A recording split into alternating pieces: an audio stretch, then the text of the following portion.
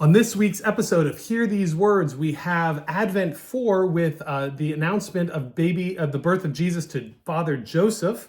And then we turn to Isaiah with Ahaz and the prophet Isaiah bringing good news in a time of turmoil. And finally, we end with the beginning of the book of Romans, Paul announcing and greeting everyone who has been called by God to be saints. We hope you'll join us for this week's episode of Hear These Words.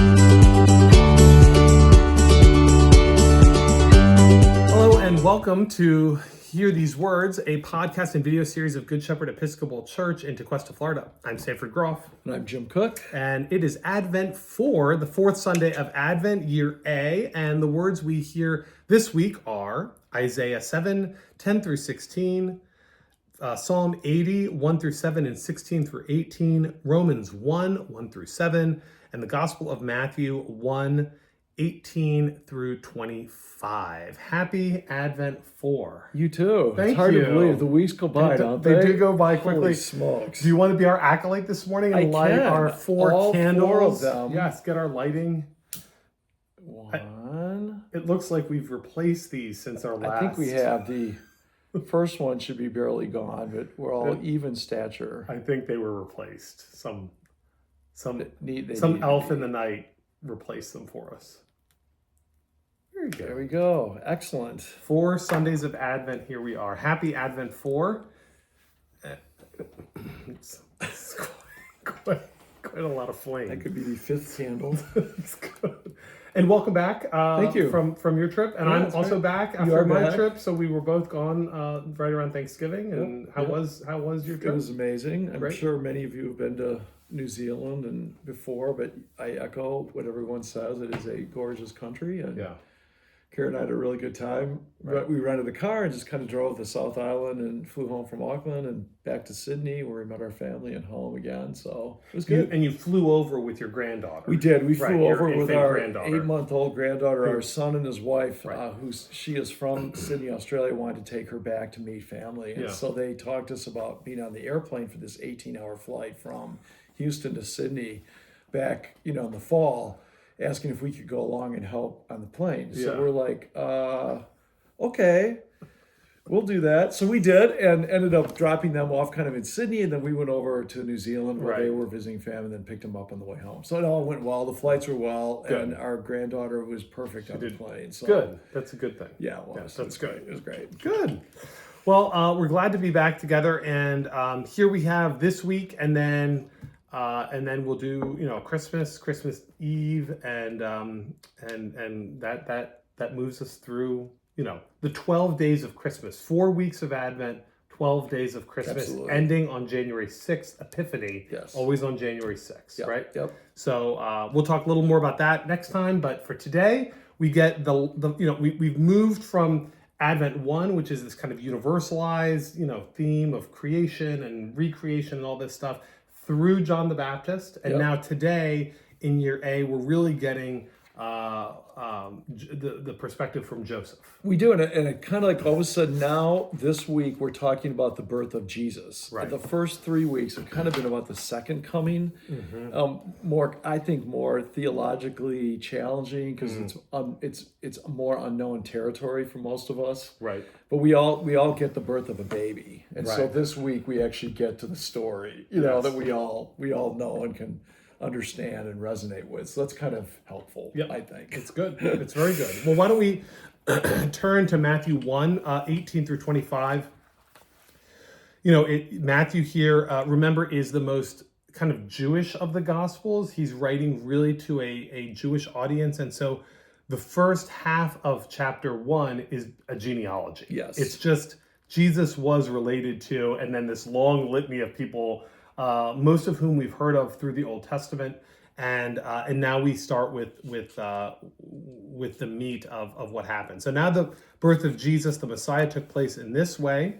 Mary engaged to Joseph.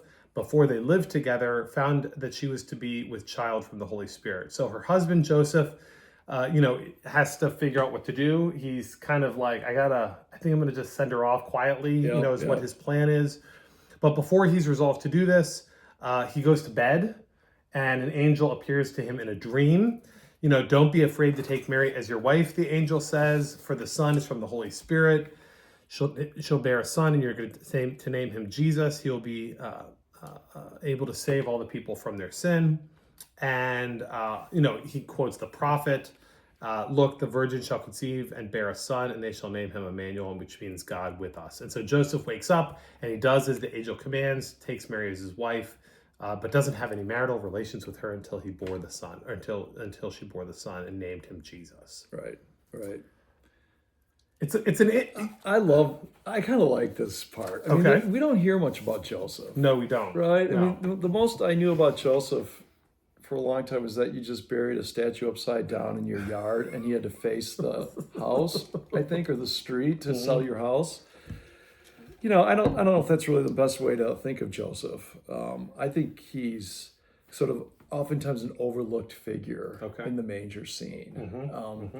Not to say anything about Mary in the role of that, but I mean, I think he's the one who makes certain decisions and is moved by those dreams, right? By God touching him, and trusts God enough to kind of go into this unknown with her, because that would not necessarily be the norm. He had every right to just divorce her. I mean, they weren't not to get legally married. It's like their parents in that in that era arranged it. Families arranged them. A dowry had already been paid. Mary and Joseph were probably still both living with their parents. They probably were in their teens, right? They're young.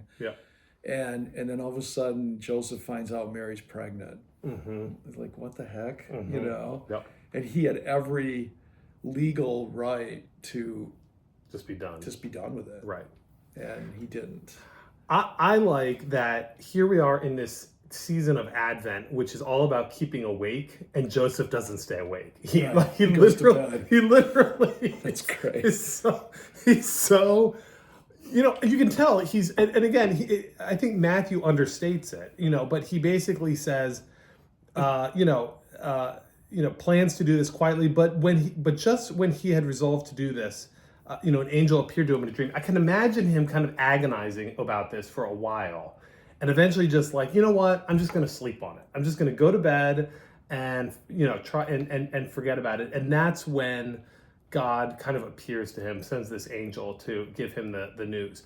And I think there's something about that, because we think of keeping awake as this really active kind of, strenuous, figure it out kind of thing. Yeah, like the responsibility's on us. Right? And I think this provides a different way of staying awake, which is to kind of, even relax to the point of just trusting that God is going to provide through that difficult circumstance. And not, I'm not saying, hey, go to bed and an angel's going to show up in a dream to you, but I do think there's a way of keeping awake that's very different than our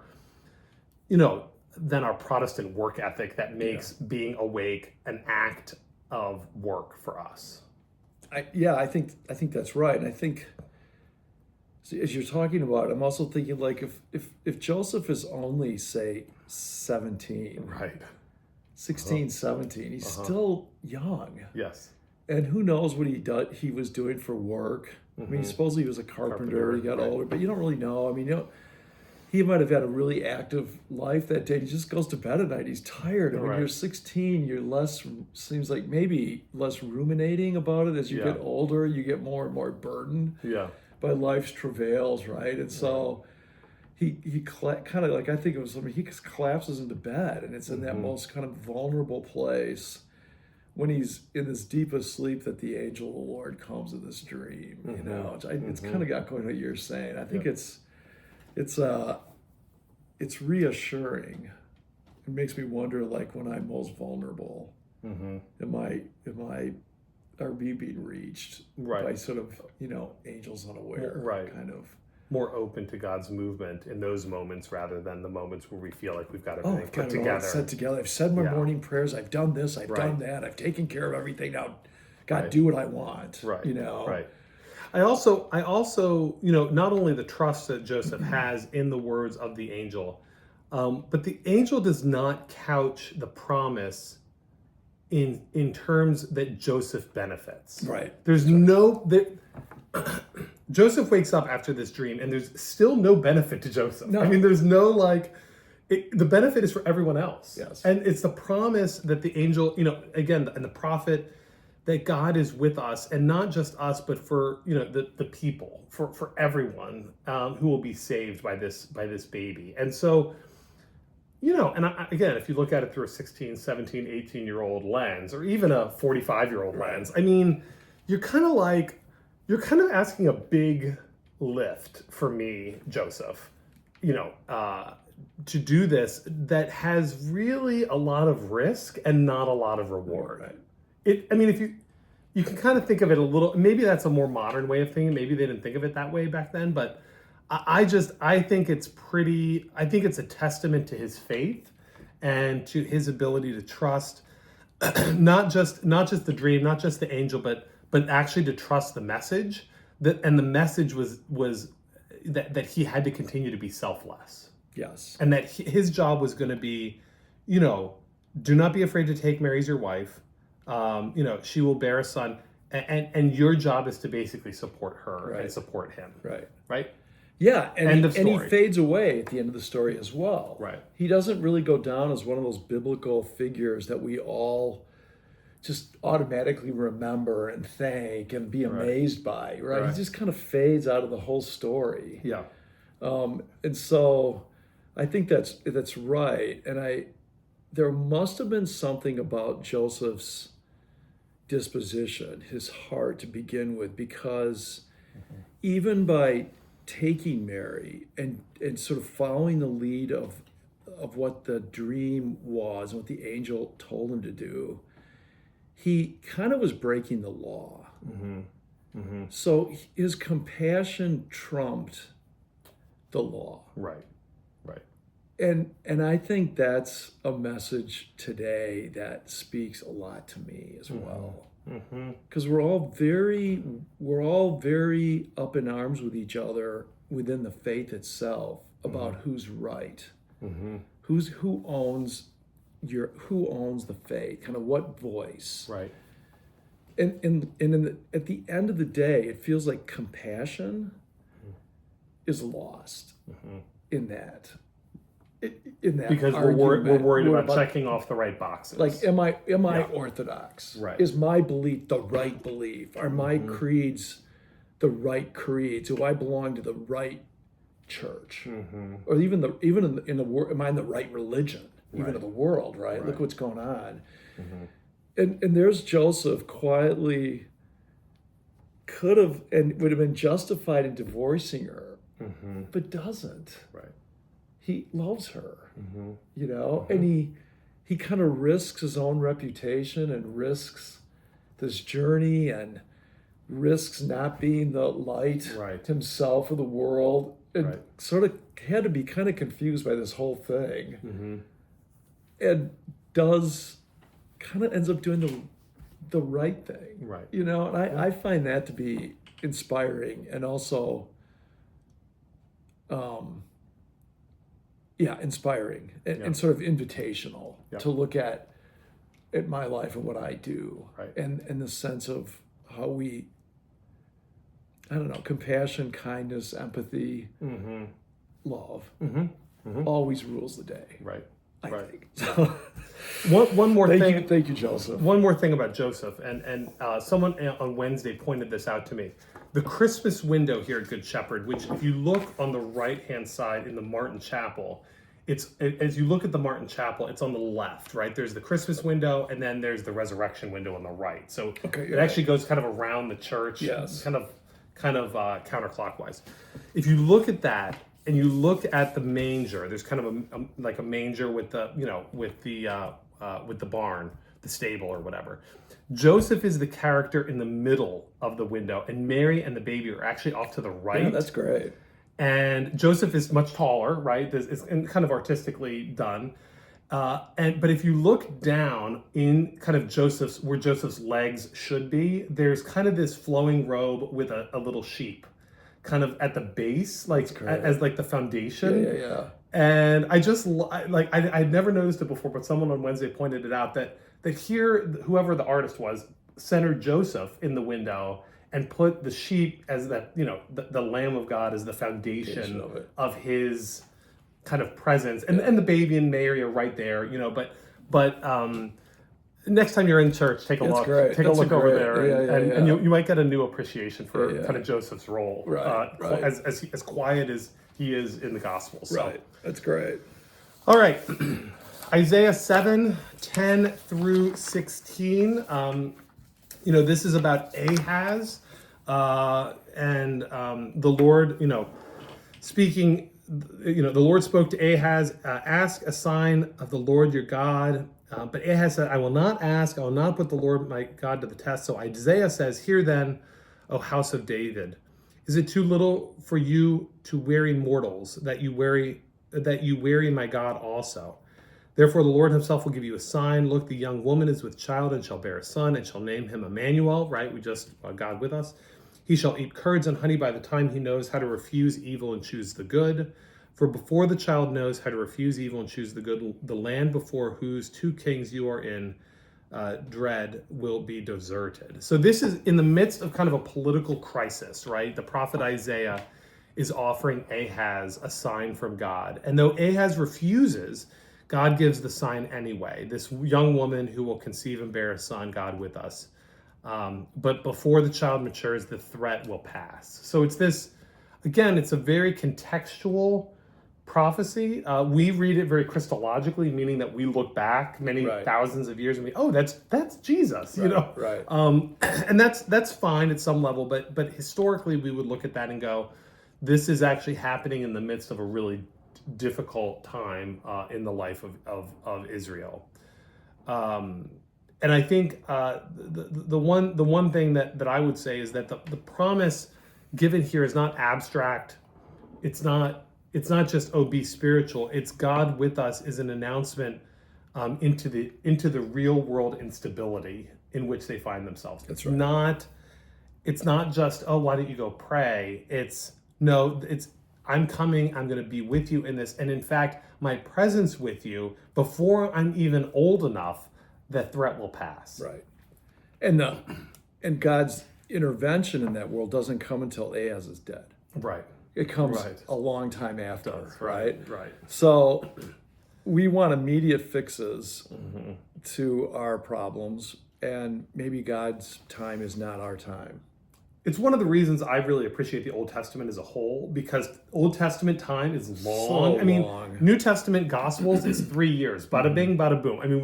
3 years ago for me is like yesterday. Yeah. Whereas Old Testament time is, we're in the wilderness for 40 years, we're in exile for 50 years, and there's this repeated coming to terms with those epochs, those generations, whether they're before or after or during, because it's such a long, whole generations of people. This happened to Ahaz. This was in 735 BCE, before Christ. Right. And then Matthew takes this and uses it to justify calling Jesus this Emmanuel. Right? That's 730 years later. And we're like, the U.S. is only 250 years. So think about that. Our sense of time in the way you're talking about is kind of lost. And God's time he's got eternity. Right. It would be like plucking something out of the 1300s and going, aha, Exactly. that's happening Finally, right now. this is happening. Whoever the 1300s, St. Thomas Aquinas or someone. Right. Yeah. So again, it's kind of this wonderful message to all of us is like that. Just because you don't get what you want when you prayed this morning, that's supposed to happen tonight. Okay, it might. I'm not saying that it won't. Right. But the odds are probably like take the long the view. long view. Yeah. You know. Yeah, it is. And the whole point is God is with us. Right. So don't be afraid. Right. God's with us. Right. It's okay. Right. Like it's gonna be okay. Yeah. Yeah. Yeah. It's hard though. It is hard. Psalm 80. Do you want to say anything about that? No. What is Psalm 80? I don't Psalm think 80, I actually kind of as we go, hear a shepherd of Israel leading Joseph like a flock. Restore us, O God of hosts. Show the light of your countenance and we shall be saved. O Lord God of hosts, how long will you be angered despite the prayers of your people? Restore us, show the light of your countenance and we shall be saved. Actually, that's a refrain in this. Restore us, O God of hosts, show the light of your countenance and we shall be saved. And, Israel kind of crying out to restore us and obviously that your light would come among us. It's no wonder that the lectionary writers put it together between light and Joseph. It kind of and the restoration of something that's going on in your life, whether it's like for Ahaz, whether it's a nation being sort of torn asunder and threatened with destruction, right, or whether it's Joseph and Mary who share that same fear and anxiety about what's happening next. Yeah. That between there and there's the psalmist, right?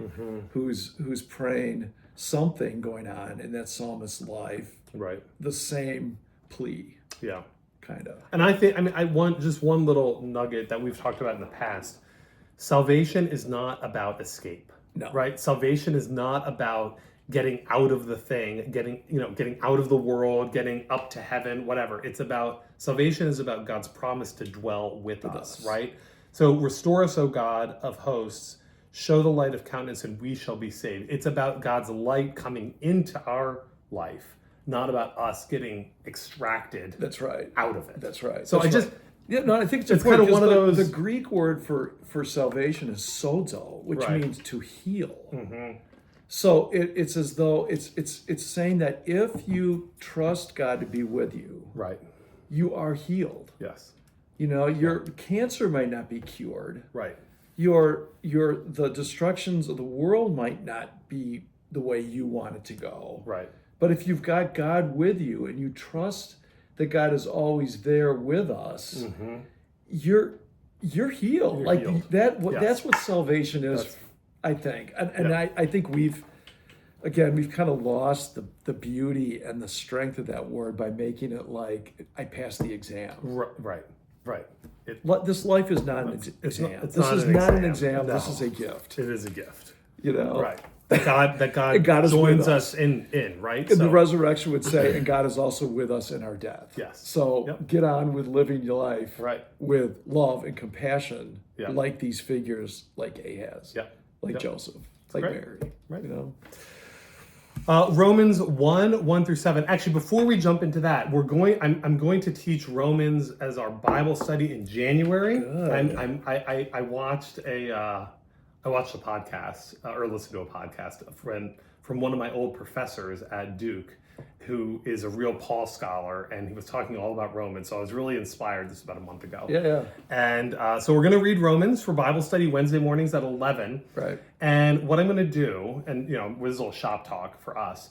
We are not going to start with Romans 1. We're going to start with Romans 5-8, and we're going to read 5-8 first, because that's actually the heart of Romans. Heart of it. And that kind of tunes your ear to what Paul is trying to do.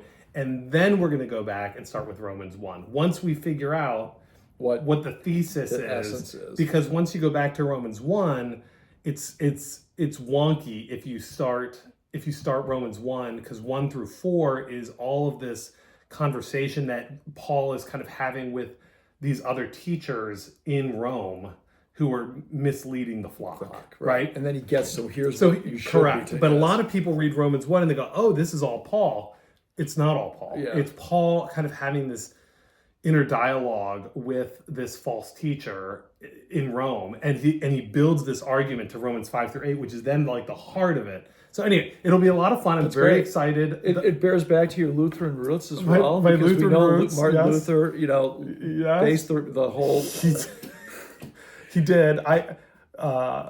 You preached a sermon a few weeks ago about the rapture, Yes, I actually, did. and you did the same thing. You held up the piece of paper from the guy who left it on your windshield or whatever. Right. The teacher, right? The false teacher at some level about the rapture, and you articulated his words at the beginning of your sermon. I was thinking about Romans because I was Yes. like, Jim is doing the same thing that Paul was doing, and we all knew what was your voice and what was his voice, but you Right. never said, like, you didn't explicitly quote him, Right. line for line. We just knew that, okay, this is, you're kind of putting up the, I don't want to say straw man, but Yeah. and Paul does the same thing. So anyway, That's great. Here we That's have just a little plug. Yeah, that's here good. we have the very, very first couple of verses, and it's really just the introduction.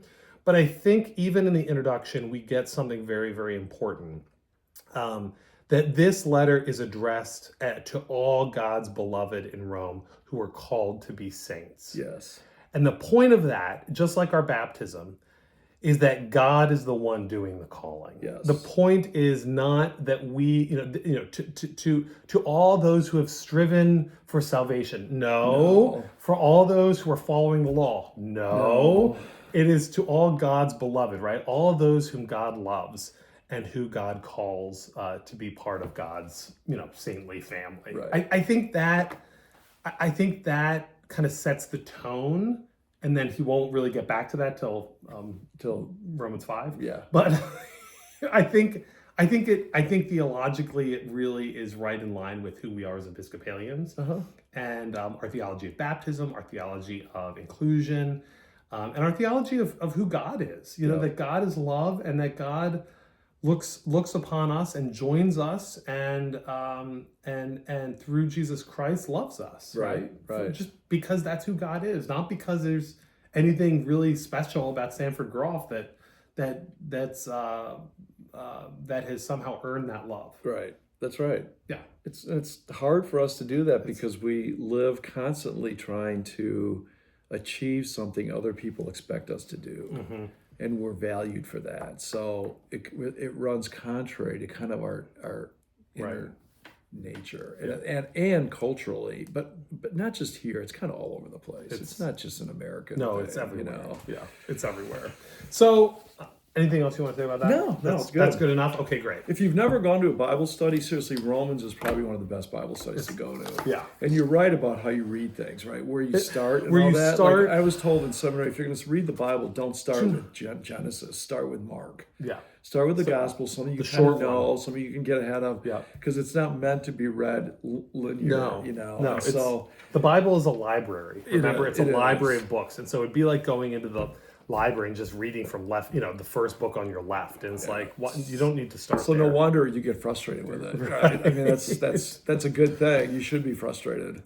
I just think in terms of our connections here with these, that this is all about how God's kind of greatest promise arrives quietly and in vulnerability, and ultimately arrives in the kind of matrix, in the medium of human trust. That Joseph's trust, that the people of Israel's trust, even Paul's trust, that God is working and loving is kind of the Advent message here for Advent 4. Absolutely. So I agree. great.